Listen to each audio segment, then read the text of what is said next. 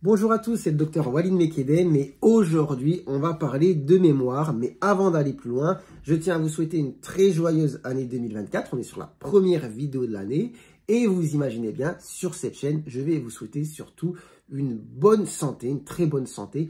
Essayons de la préserver au maximum, même si, je sais, vous savez sûrement, et c'est une vérité, qu'on ne peut pas tout éviter, on ne peut pas tout prévoir, on ne peut pas tout prévenir, mais quand même, ça n'enlève en rien notre responsabilité de préserver, de protéger au maximum notre santé avec les moyens qui nous sont donnés, en évitant certaines conduites aussi qu'on pourrait éviter. Il y a des choses qu'on peut éviter, il y a des choses sur lesquelles on pourra peut-être jamais rien faire, mais en tout cas, on le sait tous, on le sait bien, et moi, c'est ce que j'essaye aussi d'apporter sur cette chaîne, qu'il y a des choses sur lesquelles on peut jouer pour essayer de se préserver au maximum le plus longtemps possible, l'idée étant de vivre le mieux possible, tout simplement. Et aujourd'hui, on va parler de quoi? On va parler de la mémoire.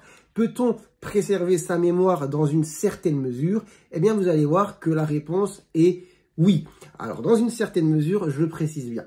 Et avant d'aller encore un petit peu plus loin, je tiens aussi à vous dire merci parce qu'on commence l'année sur cette chaîne avec plus de 100 000 abonnés. Je ne sais pas si vous vous rendez compte, c'est quand même énorme.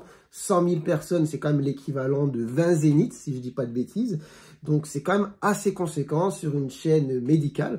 Bon, je suis quand même assez convaincu que tout ce qui est santé, médecine, ça concerne du monde. Les gens sont intéressés. Peut-être qu'il y aura plus de personnes à l'avenir sur cette chaîne. En tout cas, si vous la découvrez, que ça vous intéresse, n'hésitez pas à vous abonner. Et là, on entre directement dans le vif du sujet. Et le vif du sujet, c'est quoi? C'est la mémoire. La mémoire, on connaît tous, on a déjà entendu, on a peut-être été confronté directement ou indirectement à des personnes qui, avec l'âge, perdent la mémoire, ont un déclin cognitif. Souvent, cette perte de mémoire, elle s'associe aussi à des pertes, à des difficultés dans d'autres domaines de la cognition, c'est-à-dire c'est pas que la mémoire, parfois c'est aussi le langage, parfois c'est la capacité à exécuter certaines tâches, souvent c'est associé et tout ça quand c'est mélangé, on parle de troubles cognitifs, on parle parfois de démence. Et quand on va poser la question à quelqu'un, on va lui dire, voilà, regarde cette personne, elle a 75, 80 ans, elle commence à oublier, de quoi est-elle atteinte? Quelle va être la réponse qu'on va entendre le plus souvent? Et d'ailleurs, je vous pose la question, si vous voyez une personne de cet âge qui a perdu la mémoire, à votre avis, de quoi souffre-t-elle? Là, vous allez me répondre, Alzheimer, la maladie d'Alzheimer. Alors, c'est probablement vrai et c'est probablement faux aussi, parce qu'en fait, Alzheimer est une des principales causes de démence, de troubles cognitifs avec l'âge. C'est une maladie neurologique à part entière, avec un système, voilà, un fonctionnement particulier. On pourrait l'expliquer dans une autre vidéo. Mais ce n'est pas la seule cause. Et l'autre cause n'est pas anecdotique, c'est-à-dire on n'est pas avec 9 Alzheimer pour une autre cause de perte de mémoire, d'accord? Alors, j'ai pas de chiffre exact, mais pour vous dire tout simplement que l'autre cause de perte de mémoire principale, on va dire, est quelque chose de très fréquent. Et de quoi s'agit-il? Eh bien, on parle de démence vasculaire. Donc là, on n'est pas dans le cadre de la maladie d'Alzheimer, on est sur un autre problème de santé, très fréquent, enfin très fréquent, dans le domaine de la perte de mémoire, je parle, hein, fréquent, qui va amener finalement aux mêmes symptômes, à peu près, que la maladie d'Alzheimer, avec le symptôme principal, un des symptômes principaux, la perte de mémoire. Et du coup, cette démence vasculaire, qu'est-ce que c'est? Eh bien, vous comprenez déjà un petit peu dans le mot, dans le nom, il y a le mot vasculaire. Alors, vasculaire, vaisseau, on est sur un problème de tuyauterie. J'aime bien utiliser le terme de tuyauterie parce que finalement, ça se rejoint avec d'autres problèmes de santé qui ont en général les mêmes causes.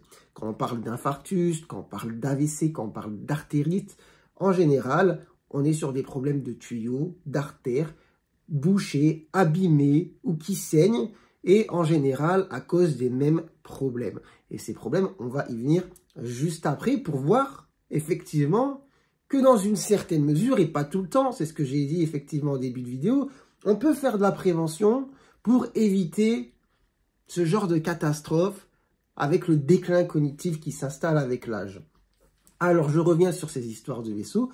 Vous imaginez bien que dans le cerveau, bon, il y a du sang qui passe, on a des tuyaux plus ou moins gros, plus ou moins moyens, d'autres plus petits, qui passent un petit peu partout. Il y en a beaucoup, ils servent à alimenter la matière grise, la matière blanche. Et effectivement, c'est logique. Si à un moment donné, ça passe pas bien, eh bien, il y a des parties du cerveau qui ne fonctionnent plus ou qui vont moins bien fonctionner. Et en fait, c'est le principe des AVC. Si vous faites, on va dire, un gros embouteillage à un moment donné de manière aiguë, vous allez faire un AVC, un accident vasculaire cérébral avec les symptômes de l'AVC. Et ça, je ne vais pas forcément y revenir dans cette vidéo. Cependant, quand c'est des toutes petites zones, sur des tout petits tuyaux, ça peut passer inaperçu parfois. Il y a zéro symptôme parce que c'est vraiment une petite zone. Et en fait, ce qui va se passer, c'est qu'on peut avoir ce phénomène qui va se répéter dans le temps. Se répéter, se répéter, se répéter, se répéter, sans qu'il y ait forcément de symptômes. À chaque fois, vraiment, des petites zones, des micro-zones du cerveau où là, le sang ne passe plus, c'est pas passé. Bon, bah, c'est tout, on n'a rien vu, mais cette zone ne fonctionne plus trop. À l'inverse, d'autres zones, on peut avoir des petits saignements. Vous voyez? Et le temps fait que ça s'accumule, ça s'accumule, ça s'accumule. Et on va avoir plein de micro-infarctus au niveau du cerveau, donc des petits AVC qui sont passés comme ça, sans symptômes. On va avoir des petites lacunes aussi qui vont se former. Et on va avoir un tableau qu'on va appeler de leucopathie vasculaire. En fait, il y a différents mots, je ne vais pas entrer trop dans les détails. Leucopathie vasculaire, maladie des petits vaisseaux, tout ça pour dire, vous l'avez compris, que le temps a fait que la circulation était mauvaise, sans forcément que ça se manifeste bruyamment, mais que les années passent, et finalement, ce qui est en très bon état au début, se détériore. Et cette détérioration fait que les symptômes, ensuite, avec le temps, arrivent. Et quand on arrive sur les symptômes, eh bien, tout ce qui a été abîmé est abîmé. C'est un peu trop tard. Et du coup, l'idée, c'est de savoir, est-ce qu'on peut éviter ce phénomène? Alors, je vais y venir un petit peu après. Je vais venir sur les symptômes, d'abord, de cette maladie des petits vaisseaux, cette leucopathie vasculaire. Elle peut être dans une certaine mesure sans symptômes. C'est-à-dire, on peut un jour faire pour X raison une imagerie cérébrale, une IRM, et dire, ah, monsieur, madame, vous avez une leucopathie vasculaire de tel stade, etc. Il faut l'avoir en tête. Comme ça, on va mettre des choses en place. Et est-ce que vous allez bien? Oui, j'ai pas de problème, franchement, ça va, j'ai aucun souci. Et après, on a d'autres personnes qui vont présenter des symptômes, des troubles cognitifs qui vont s'installer progressivement, de manière durable. Et donc, effectivement, on a les troubles de la mémoire, ce qu'on appelle les troubles de la mémoire épisodiques, c'est-à-dire la mémoire à court terme. En général, les personnes qui sont atteintes de troubles cognitifs comme ça, de démence, vont très bien se souvenir de leurs souvenirs d'antan, de leur enfance, des choses qui se sont passées il y a 20-30 ans. Mais c'est le fait de dire, est-ce que j'ai éteint la lumière? Bon, faut pas être hypocondriaque, parce que moi-même, ça m'arrive, ça, hein, de dire... est-ce que j'ai éteint la lumière, est-ce que j'ai fermé la porte? Mais vous voyez, de manière vraiment très récurrente, installée dans le temps, de manière progressive aussi, avec plein de choses. Quelqu'un vous dit quelque chose, vous répétez, vous reposez la question, vous avez oublié que vous avez posé la question, et vous vous en rendez même pas forcément compte. Voilà, quelqu'un a téléphoné, après, le lendemain, il vous rappelle, il vous dit, oh, tu te souviens hier au téléphone? Ben non, en fait, on se souvient pas qu'on a eu un coup de téléphone. Et voilà, on prend un rendez-vous, mais en fait, on oublie qu'on a pris le rendez-vous. Plein de petites choses qui font que dans la vie de tous les jours, sur le court terme, il y a plein d'oublis. Il y a plein d'oublis, d'accord? Donc des oublis dans la mémoire, on va dire, épisodique. Après, on peut avoir des troubles de ce qu'on appelle les fonctions exécutives, c'est-à-dire faire les choses. Donc, exécuter certaines tâches, les initier. Voilà, et ça se voit sur certains tests. On dit, voilà, monsieur, madame, dessinez ça. Par exemple, dessinez-moi une horloge, vous indiquez, je ne sais pas, qu'il est 10h10. Et là, on a un petit bug. Voilà, on fait, mince, j'y arrive pas trop, alors que c'est une tâche plutôt simple. On peut avoir aussi des troubles du langage qui vont s'installer. Donc, voilà, plein de choses qui sont du domaine de la cognition, tout simplement. Faire les choses, les exécuter, parler, faire certaines tâches de la vie de tous les jours qui sont plutôt simples. Et surtout la mémoire, avec peut-être à la différence de la maladie d'Alzheimer que, en premier lieu, ce sera probablement tout ce qui est justement exécution des choses qui seront détériorées au début, avec peut-être les troubles de la mémoire qui s'installent un petit peu après. Bon, ça c'est variable, c'est pas forcément tout le temps le cas, mais en tout cas, voilà, on a ces symptômes qui s'installent dans le temps de manière progressive et durable. Du coup, là, on est sur les symptômes de ce problème qui est très similaire à la maladie d'Alzheimer. Et du coup, le diagnostic, comment faire le diagnostic finalement, justement, par rapport à une maladie d'Alzheimer, qu'est-ce qui va les différencier? Alors déjà, effectivement, il y a l'histoire, il y a les symptômes, la manière dont les choses se sont installées dans le temps, qu'est-ce qui a commencé en premier, qu'est-ce qui est arrivé par la suite. Après, il y a le terrain de la personne. Est-ce que cette personne a d'autres problèmes de santé qui peuvent expliquer que cette maladie s'installe? J'y viens juste après. Ensuite, on a les imageries au niveau du cerveau, les IRM, qui vont montrer, du coup, par exemple, toutes ces histoires de micro-AVC, de lacunes au niveau du cerveau. Contrairement à une maladie d'Alzheimer, où on va avoir d'autres anomalies sur l'IRM, comme par exemple des lésions, une diminution d'atrophie au niveau de l'hippocampe, le siège de la mémoire, vous voyez.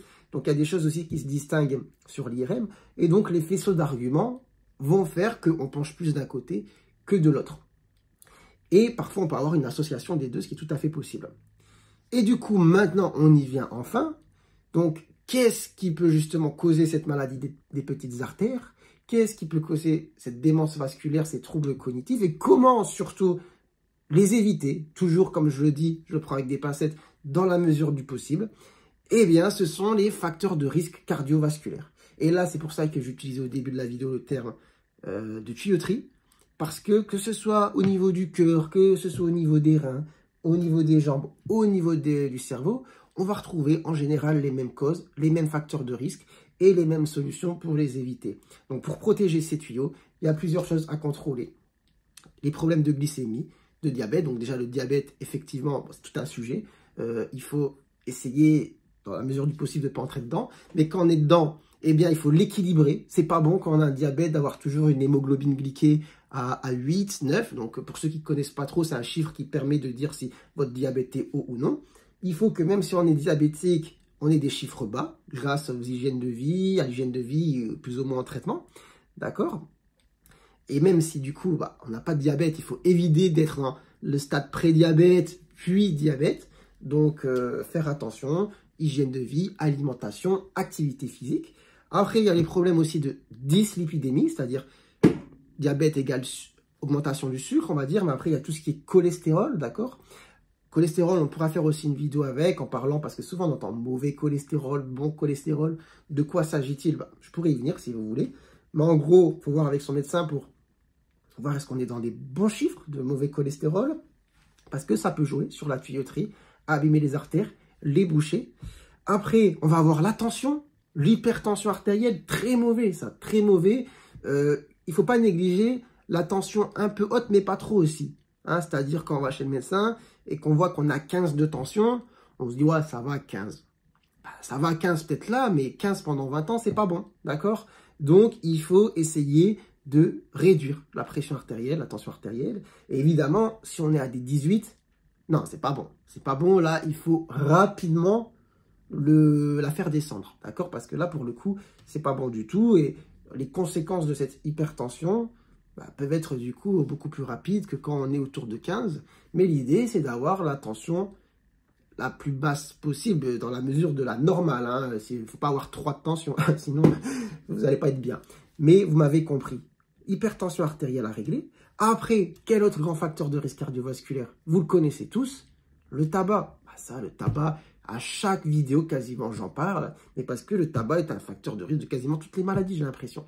Et pour la tuyauterie, c'est comme la cheminée, hein, en fait. C'est très grossier de l'imager comme ça, mais le tabac, la fumée du tabac, tout ce qu'il y a dedans, c'est extrêmement toxique pour vos tuyaux. Et associé en plus avec tout ce que j'ai dit juste avant, eh bien, c'est un combo maléfique. Franchement, c'est un combo maléfique. Et ça va vous abîmer la tuyauterie.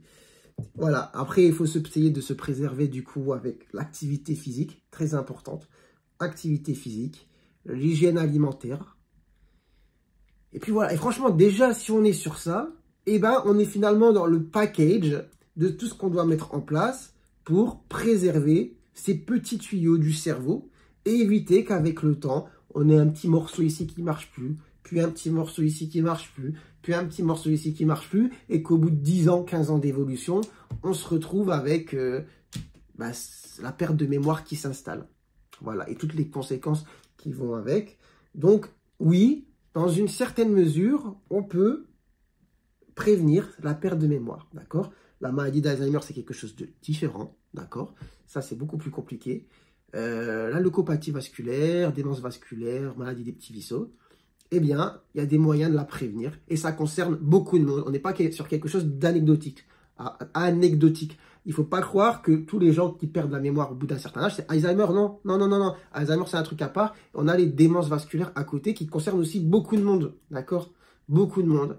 Et ça, on peut peut-être agir dessus. Donc, c'est le message à faire passer. En ce début d'année, ça rejoint ce que je disais en début de vidéo. Je vous ai dit que pour notre santé, effectivement, on ne peut pas tout éviter, on ne peut pas tout prévenir. Ce serait mentir de dire ça. Par contre, il y a énormément de choses sur lesquelles on peut jouer. Et nous, notre rôle, c'est quand même d'essayer de préserver cette machine incroyable qui est le corps humain. D'accord?